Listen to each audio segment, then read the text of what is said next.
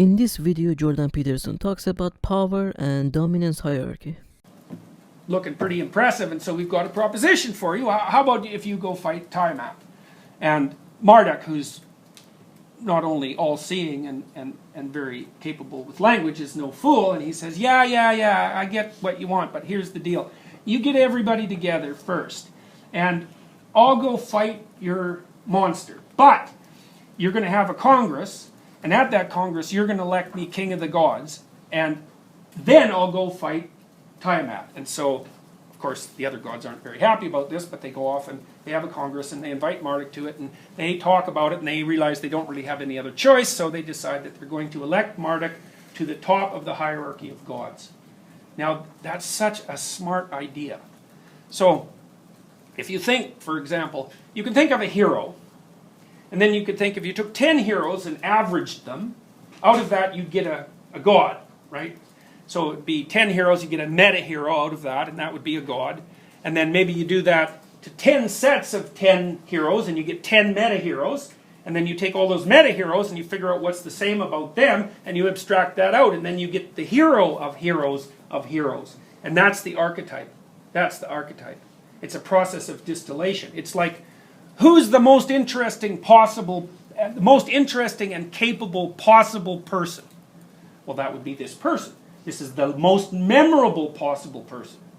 Well, we don't know who that is, but this is how we figure it out. Now I could say, well, I admire something about you, and I admire something about you. I can notice that as a phenomenological fact. You seem very capable in a certain way, and you have this attribute, and then I might say, well, if I was going to sort out an ideal for myself to follow, then I'd take the good parts of all of you, and I'd put that into one thing, and then I would make that my ideal.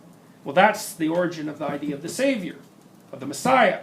So it's an emergent idea.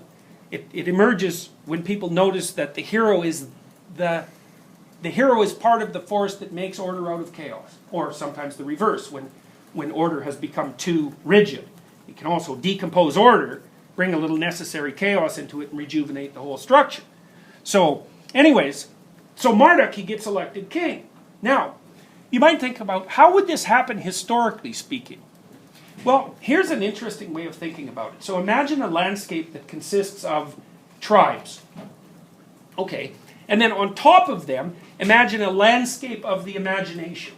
Okay, so each member of each tribal group lives in their imagined world. And that imagined world is full of deities and natural forces of various kinds that they're following.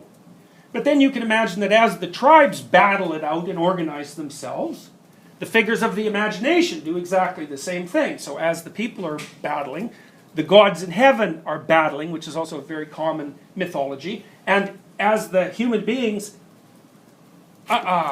beat themselves into a functional group, their world conceptions do the same thing. And so over time, you move from polytheism, roughly speaking, to monotheism, as all these tribes communicate with one another in language and in combat, and sort out just exactly what should be sovereign, what should be powerful, what should be dominant, right? It's a major issue, and it's partly practical and it's partly conceptual.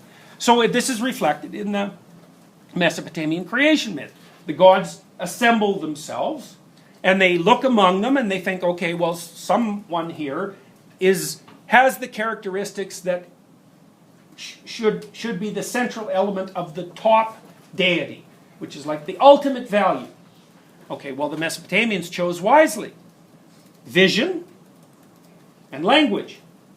Those are the most potent weapons you have against chaos, because if you pay attention, you can see chaos when it first emerges.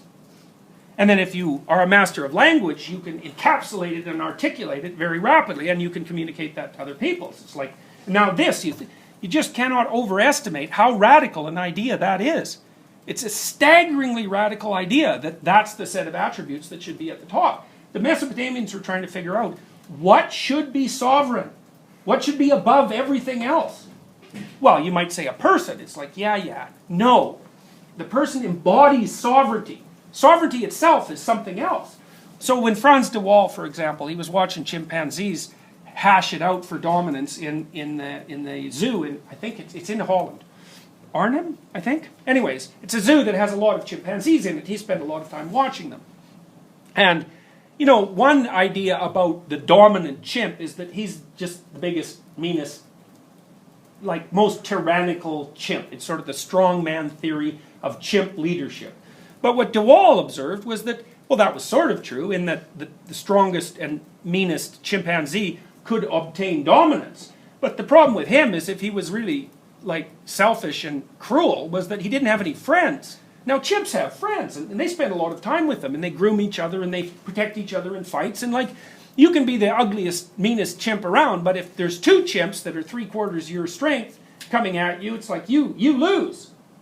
Now, so that means two chimps that are capable of enough civilization to bind themselves in to a dyad that has mutual obligations across time is way stronger than one chimp who doesn't.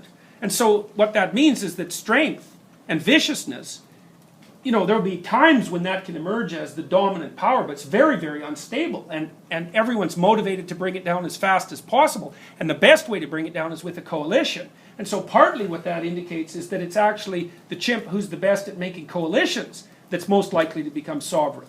So and that's actually what happens with the chimps, is that the dictator chimp is very unstable. And in the one story I read of Arnhem, at the Arnhem Zoo, he rose to the top, the you know, bad guy, the gangster guy, and two chimps went after him and tore him to pieces. They tore off his testicles. Yeah. And, you know, it agitated the hell out of the rest of the troop. And it was like a bloody revolution, you know. It was really, really stressful for the troop.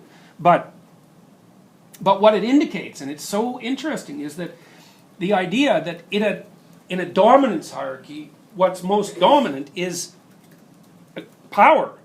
There's no evidence whatsoever that that's true. And in fact, I was talking to, I have a partner in a business that I have who was a student of mine at Harvard. He's a very, very smart person. And I was talking to him about dominance hierarchies. And he said something that I found very upsetting on a variety of levels. He said, it's not a dominance hierarchy if you can't put a dog collar on the person one level below you. Which is a pretty bloody blunt statement, but he's prone to that sort of thing. But what he meant is that it's possible that the idea that the term dominance hierarchy is not the right term to be applying to these sorts of social structures, because what it implies is that what keeps the structure in place is power. You know, and that's the sort of claim that people like Foucault make. It's all about power. It's like, the thing is, it's not all about power. It's not all about power. It's not all about power among animals. So with power with chimps, if that's all you've got is power, you're going to get wiped out. You have to. So what DeWall found was that the chimps who were able to establish stable patterns of leadership were quite congenial. They had a lot of allies, so they engaged in mutual grooming and a lot of social interaction. And they were very positively predisposed to the females in the troop. So that's pretty interesting, you know, because we don't know what constitutes valid sovereignty. But even in animals, it doesn't seem to be power. So, and then, you know, you look at wolf packs and that sort of thing, and, you know, if two wolves go at it for dominance, one wolf will back off and roll over and show his throat. And, you know, like, Stalin wolf would just tear out his throat. But, you know, Churchill wolf, let's say, would say, well, yeah, you're kind of useless, but we might need you around later, so why don't you get up and, you know, we'll let bygones be bygones. And that's what wolves do. You know, and unsurprisingly, because what are you going to do? Kill everyone in your troop? Well, that doesn't seem like a very effective strategy, either for mating or for survival. So the Mesopotamians are trying to work out, practically, who's going to be sovereign, and at the same time, conceptually, what is the proper basis for sovereignty, which is, it's really the ultimate question in some sense. So